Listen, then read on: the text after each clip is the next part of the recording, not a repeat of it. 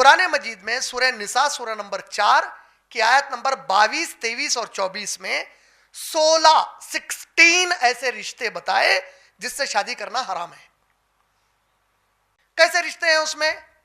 سگی ماں, سگی بہن, سگی بھانجی, سگی بھتیجی. اسی طریقے سے آپ سگی خالہ, سگی پھوپھی. یہ رشتے جس کو ہم حرمت والے, جس سے زندگی بھر نکاح نہیں ہو سکتا. دیکھیں حرمت والے رشتوں سے مراد کیا بول رہا ہوں میں؟ ایک ہے کہ وقتیہ میری شادی نہیں ہو سکتی ان سے. مثال کے طور پہ اللہ نے سورہ نساء کی آیت نمبر 22 سے 24 میں کہا کوئی عورت جو شادی شدہ ہے وہ شادی نہیں کر سکتی. کیا مطلب ہوا اس کا؟ اگر کوئی عورت آلریڈی میریڈ ہے, اس کا ہسبینڈ آلریڈی ہے, تو انہیں سیکنڈ ہسبینڈ کو کر کے نہیں لے کے آ سکتی, یعنی اس کے لیے اب شادی کرنا حرام ہے.